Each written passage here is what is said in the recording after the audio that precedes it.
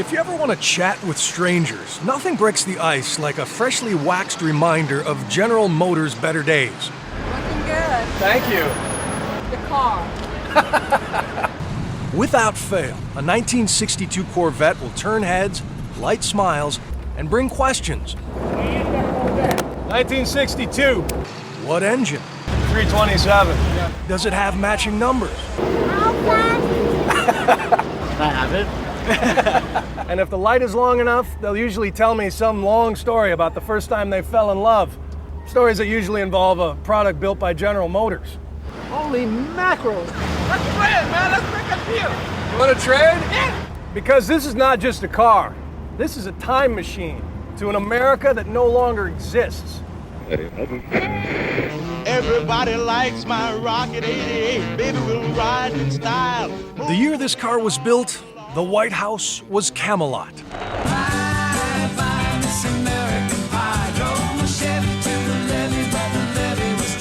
It was the same year a little store called Walmart opened in Rogers, Arkansas, and the term personal computer was uttered on TV for the first time. And General Motors was the most powerful company the world had ever seen. Little GTO, you really looking fine. With a market share of 51%, literally half the nation's driveways held one of their cars. No, we're not the jet set. They employed 500,000 Americans, We're the old Chevrolet the population of Rhode Island and Nevada combined.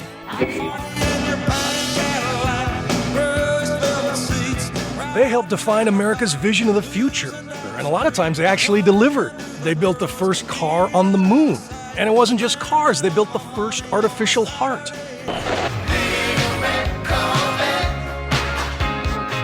And they had soul. As a billboard outside Detroit once read, no one ever wrote a song about a Volvo. Without GM, American culture wouldn't be the same. He's looking at you, kid. Bogey took Bergman to Casablanca's airport in a Buick. And without Cadillac, it would have been walking Miss Daisy. Oh, I just love the smell of a new car. Why don't you come on ride with me in about 10 years?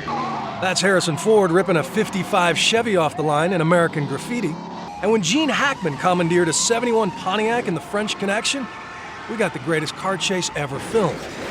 Definitely know this car. It's 1949 Buick Roadmaster, straight 8, Fireball 8. GM moved Rain Man and Batman, Ghostbusters, Knight Rider, and the A-Team.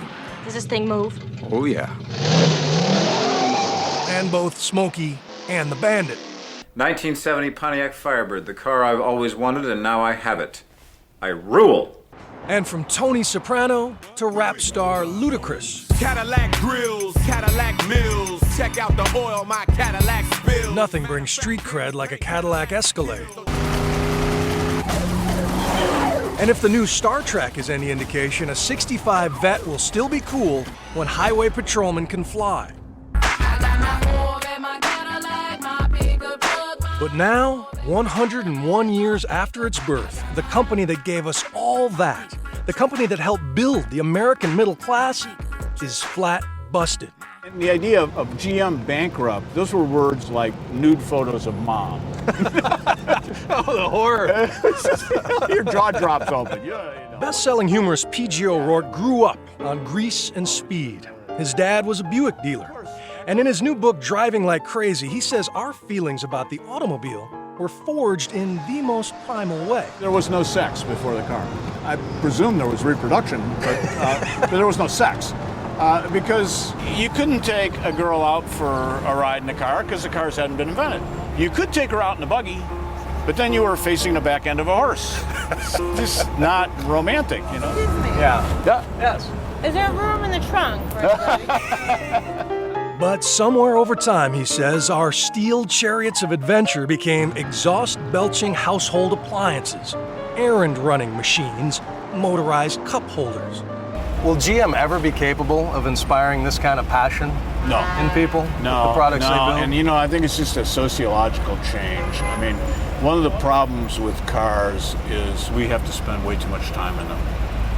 All the romance. All the romance is gone. The car's sitting there in the driveway, and we begin to blame it for all the errands we have to take it on. You know?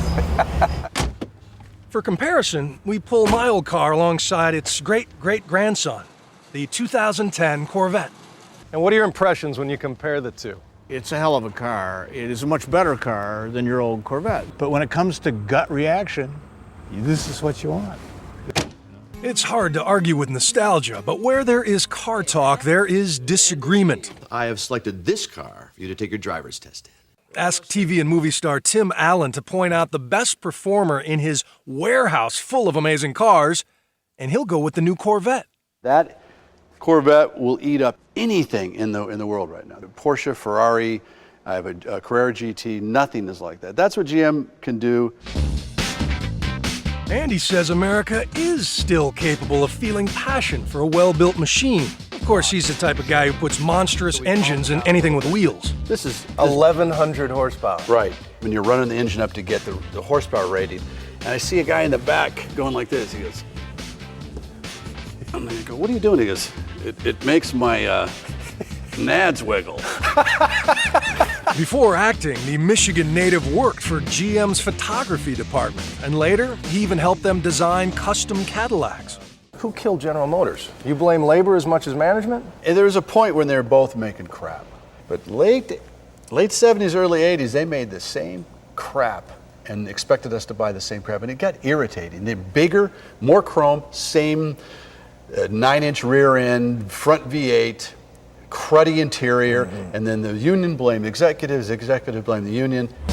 But how did that happen? And has it stopped? And can this down-and-out company ever make you fall in love with their products again? These are $50 billion questions because, like it or not, you, the American taxpayer, you are now a majority owner in the new General Motors.